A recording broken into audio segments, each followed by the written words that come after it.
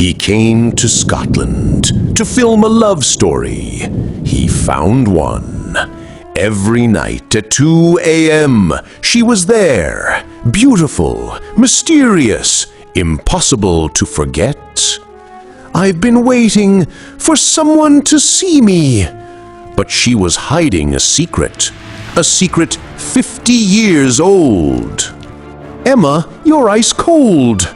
I died here in 1974, and I never left. She's a ghost. He's falling in love. I don't care what you are. I love you. But love has a price. If a living soul loves a ghost, she can return to life. But someone must die in her place. The castle is burning, the past is repeating, and he has seconds to make an impossible choice. Life for life, death for death. Who will pay the price? I waited 50 years for you. Then let's not waste another second. AI story. What if Pedro Pascal fell in love with a ghost? Some loves are worth dying for. Flames, screaming, the smell of smoke and old paper burning. A woman runs through a castle library, desperate, searching. Books are ablaze around her. The ancient wooden shelves collapse like dominoes. She's trapped. "Help!" she screams, pounding on a locked door. "Somebody, please!" No one comes. The flames reach her. She screams one last time, and then silence. Scotland, 1974. 50 years later. The sound of rain hammering ancient stone. Thunder rolls across the Scottish Highlands. Pedro Pascal stands in the entrance hall of Dunvegan Castle, water dripping from his coat. The castle is magnificent and terrifying all at once. All Gothic arches, stone gargoyles, and shadows that seem to move on their own. "Welcome to Dunvegan, Mr. Pascal," says Mrs. MacLeod, the elderly housekeeper. Her Scottish accent is thick as the fog outside. "We're honored to have you filming here." Pedro smiles, but something about this place makes his skin crawl. He's filmed in dozens of locations, palaces, dungeons, war zones. But this feels different. "The crew arrives tomorrow," he says, trying to sound casual. "You know, method acting." Mrs. MacLeod's expression darkens. "You'll be staying in the East Wing, Mr. Pascal. Don't wander at night. This castle has a history." "Haunted?" Pedro jokes. Mrs. MacLeod doesn't smile. Depends on what you believe. Some say a young woman died here in 1974. Fire in the library. Some say she never left. "Every old castle needs a ghost story," Pedro says, but his voice sounds less certain than he intended. "Aye, story." Mrs. MacLeod hands him an old iron key. "Room 12. Library's at the end of the hall if you need anything. Though I'd suggest staying away at night. She doesn't like visitors disturbing her books." Before Pedro can ask what she means, Mrs. MacLeod shuffles away, leaving him alone in the vast, echoing hall. Night 1, 2 a.m. Pedro lies in bed, staring at the ceiling. Sleep won't come. The room is too quiet, too still. and yet not still at all. He can hear things, creaks that aren't from the wind, whispers that aren't quite voices, footsteps in the hall that stop outside his door. At exactly 2 a.m., Pedro sits up. He doesn't know why. Something pulls him, a feeling, an instinct, a voice he can't quite hear. He pulls on jeans and a sweater, grabs his phone for light, and steps into the corridor. The castle at night is a different beast. Shadows pool in corners like living things. Portraits on the walls seem to watch him pass. The air smells of ancient stone and something else. Smoke? No, that's impossible. He follows a feeling more than a direction and finds himself standing before 2 massive wooden doors. Brass letters spell out one word: library. Pedro's hand is on the doorknob before he realizes he's moving. It turns easily, silently, as if it's been waiting for him. The library is breathtaking. Floor-to-ceiling bookshelves stretch into darkness. A massive fireplace dominates one wall, and in front of it, in a high-backed leather chair, a woman. She's reading by firelight, completely absorbed in her book. She wears a vintage dress, something from the 1970s, maybe earlier. Her dark hair falls in waves past her shoulders. She's beautiful in that timeless way, like she stepped out of an old photograph. "I'm sorry," Pedro says, his voice sounding too loud. "I didn't know anyone was here." The woman looks up, and Pedro's breath catches. Her eyes are the most striking green he's ever seen, luminous, almost otherworldly. "This is my favorite place," she says, her voice soft as velvet, British accent, educated but warm. "But you're welcome to stay. I don't often have company at this hour."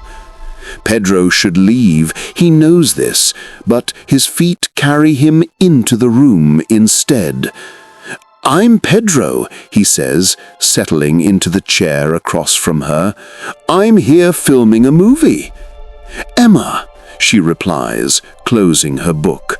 "I work here, take care of the library." "At 2 in the morning?" Emma smiles, and it's like the sun breaking through clouds. "I'm a night person, always have been. During the day, there are too many tourists, too many voices. But at night, the books are mine alone." They talk for 3 hours. Pedro tells her about acting, about growing up in Chile, about the strange loneliness of fame. Emma tells him about literature, about the castle's history, about her love of old things. "Don't you have family, friends, someone wondering where you are at 5 in the morning?" Something flickers in Emma's expression, pain or maybe longing. "No, just me and the books. It's been that way for a very long time." At 5:30 a.m., Emma stands suddenly. "I should go. I have work."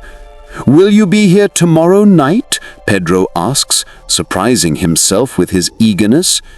Emma pauses at the door, looking back. In the pre-dawn light, she looks almost translucent. "Every night at 2, she says, "if you want to find me." And then she's gone, so quickly and quietly that Pedro wonders if he dreamed her. Pedro spends the entire day distracted. The cast and crew arrive. They rehearse scenes, but all he can think about is the woman in the library. At 1:55 a.m., he's standing outside the library doors, feeling like a teenager on a first date. Emma is already there, reading in the same chair. "You came back," she says, and there's genuine surprise in her voice. "I couldn't stop thinking about you," Pedro admits. This night, they talk about love, about loss. Emma tells him about a man she once knew who promised her the world and then vanished. "That was a long time ago," she says, staring into the fire. "I thought I'd never feel anything again, but then you walked through that door." Pedro reaches for her hand. She pulls back, just slightly. "I'm sorry," he says. "Too forward?" "No, I run cold, poor circulation. I wouldn't want to make you uncomfortable." But Pedro sees something else in her eyes. Fear? Sadness? He can't tell. During the day, Pedro asks questions. "Emma, the librarian?" Mrs. McLeod looks confused. "Mr. Pascal, there is no Emma working here. Our librarian is Mr. Henderson, and he's 70 years old." "Maybe she's a volunteer?" Pedro presses. "Dark hair, green eyes, wears vintage dresses?" Mrs. McLeod's face goes pale. "What did you say?" "I met her in the library. We've talked the last 2 nights." The old woman crosses herself. "Lord preserve us! You've seen her!" "Seen who?" "Emma Ashford, the girl who died in the fire. If she's appearing to you..." Mrs. McLeod grabs his arm. "You need to leave this castle tonight." But Pedro doesn't leave. He can't, because Emma's the first person in years who's made him feel truly seen. Not as an actor, not as a celebrity, just as Pedro. Tonight, something changes. Emma is waiting for him, but she looks different. More solid somehow, more real. "I need to tell you something," she says before he can even sit down. "I'm listening." I'm not what you think I am." Pedro's heart races. "What do you mean?" But before Emma can answer, he moves closer, takes her hand before she can pull away. It's ice cold, not cool, ice cold, like touching marble in winter. Emma gasps, pulling back. "You shouldn't have done that." "Your hand," Pedro whispers. "Emma, what's wrong?" Tears fill her luminous eyes. Everything is wrong. I'm wrong. I shouldn't have let this happen. I shouldn't have let you... Let me what? Care about you? Emma, I'm falling for you. I know it's crazy, I know it's fast, but... You can't. Emma stands, backing away. "You can't fall for me, Pedro. I'm not real, not in the way you need me to be." "What do you mean?" Emma takes a deep breath, and in that moment, Pedro sees it, sees through her, just for a second, to the bookshelf behind. "I died," Emma whispers, 50 years ago, in this library, in a fire, and I never left. Pedro doesn't sleep. He researches all night. The castle's archives confirm it. Emma Ashford, age 28, died on October 17, 1974, in a library fire.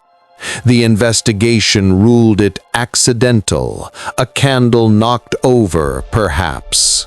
The library was restored, but locals whispered that Emma's ghost remained, forever reading by the fireplace. He finds a photograph in an old newspaper. It's her, exactly her, down to the dress she always wears. At 2 a.m., Pedro goes to the library with a printout of the article. Emma is there. Of course she is. She's always there. How? He asks, his voice breaking. Emma looks at the article, then at him. You know now. Good. This needed to end anyway. No, Pedro says firmly. No, this doesn't end. Pedro, I'm dead. Have been for 50 years. I'm a ghost, a remnant, an echo. Whatever moments we've shared, they're not real. They can't be. They feel real to me. Emma laughs bitterly. That's because you're alive. You feel everything. I'm just cold, empty. I watch the world, but I can't touch it. I've been alone in this library for half a century, talking to people who can't hear me, reading books I've read 1,000 times, waiting. Waiting for what? Emma meets his eyes. For someone to see me, really see me. Not the ghost, not the tragedy, just me. Pedro crosses to her. She doesn't pull away this time. I see you, Emma. I see you. The caretaker, old Malcolm, tells Pedro the legend. Malcolm is ancient, must be 90 if he's a day. He's worked at the castle for 70 years. He was here when Emma died. I remember the lass, Malcolm says, his eyes distant. Beautiful girl, worked in the library. She was special, the kind of person who lit up a room. How did she die? Malcolm's face hardens. Fire started in the library, late at night. She was alone, cataloging books, the door jammed. By the time we got it open, he shakes his head. Nothing left but ash and smoke. The legend, Pedro presses. Mrs. MacLeod said something about a legend, about ghosts coming back. Malcolm studies him for a long moment. You've seen her, haven't you? Talked to her. Pedro nods. Then you're in danger, lad. Danger? There's an old Scottish legend, Malcolm explains. If a living soul falls in love with a ghost, truly, deeply in love, the ghost can return to life. But there's a balance in this world, life for life, death for death. Someone must die for her to live. Pedro's blood runs cold. That's just superstition. Is it? Malcolm fixes him with a sharp gaze. Emma was my friend. I've carried the guilt of her death for 50 years. If there was a way to bring her back, to give her the life she deserved, he trails off.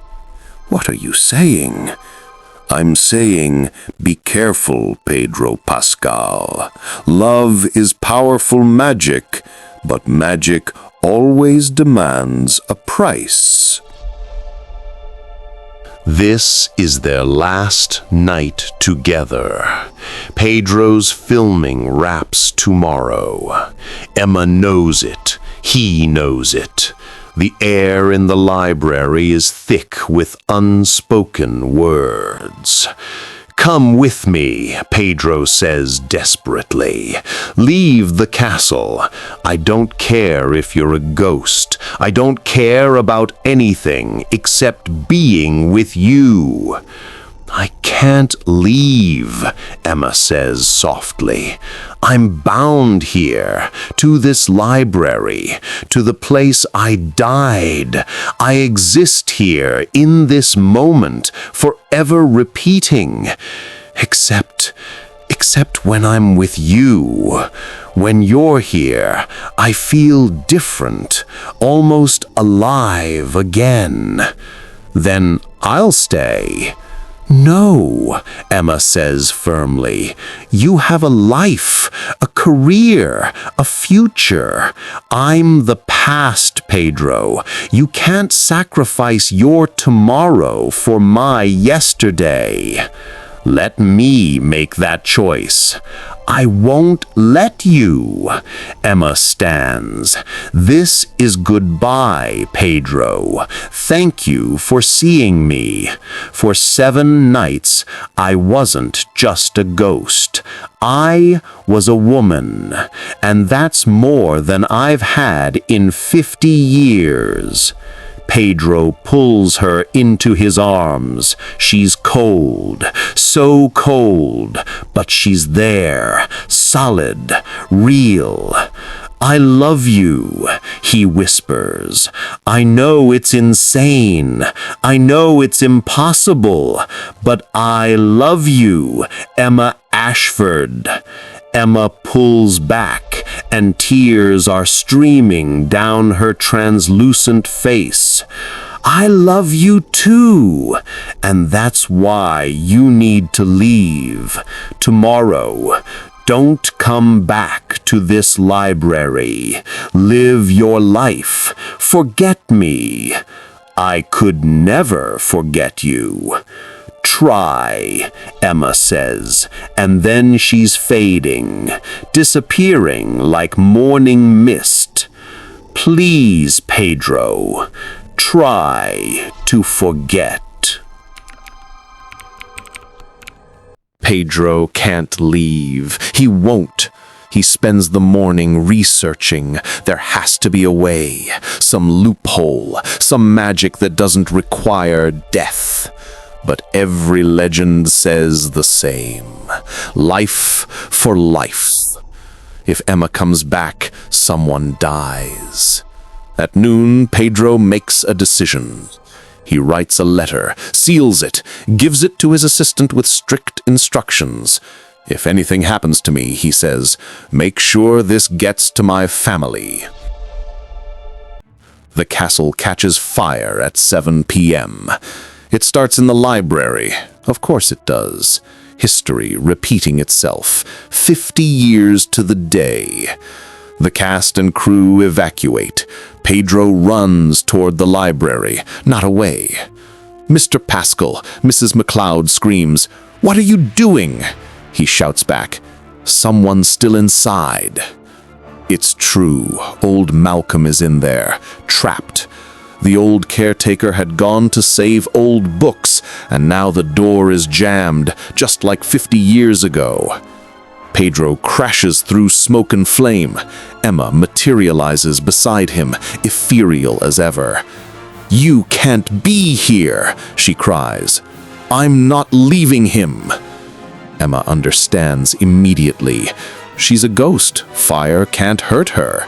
She phases through the wall, finds Malcolm collapsed in a corner, guides Pedro to him. Together, they drag the old man toward the door, but the ceiling is collapsing. A beam falls. Pedro throws himself over Malcolm. The beam crashes down on his back. Pain explodes through him. "No!" Emma screams. And then something impossible happens. Emma reaches down, touches the beam, and it moves. Her ghostly hands become solid, real, and she lifts it off Pedro with strength that shouldn't exist. "Run!" she shouts. They burst through the library door into the courtyard. Firefighters rush forward. Malcolm is alive, battered but alive. Pedro turns to thank Emma, but she's gone. Pedro wakes in a hospital bed. Smoke inhalation, minor burns, bruised spine, but alive. Old Malcolm is in the next bed over. "Lad," the old man rasps, "I need to tell you something." "Rest," Pedro says. "You're okay. We both are." "No," Malcolm insists. "Listen, that fire 50 years ago, Emma's death, it wasn't an accident." Pedro's heart stops. "What?" "I knocked over the candle," Malcolm confesses, tears streaming down his weathered face. "I was young, stupid, drunk. I came to the library late, wanted to talk to Emma. She'd rejected me earlier that day, you see. I was angry. I knocked over a candle and ran.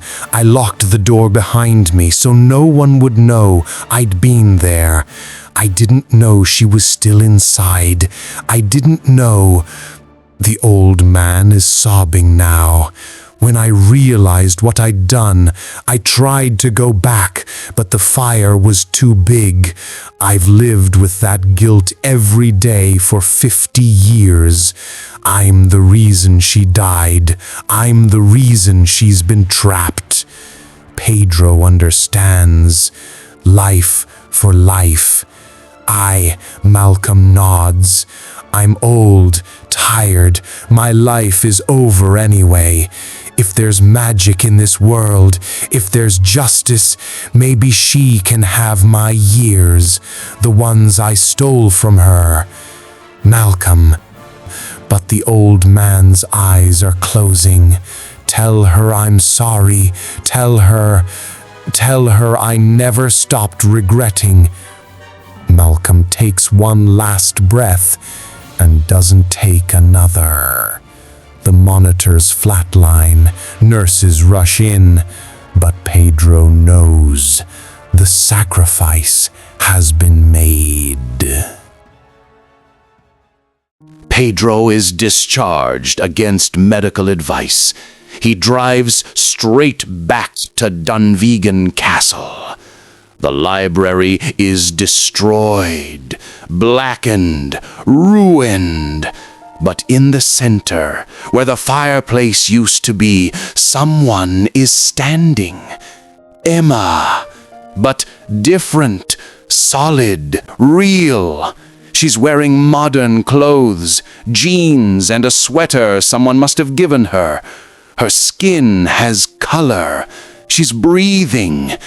"Pedro," she says, and her voice is uncertain, afraid. He runs to her, touches her face. She's warm, alive. "I don't understand," Emma whispers. "I was dead. For 50 years I was dead. And then Malcolm, I felt something, a pull, like waking from a dream.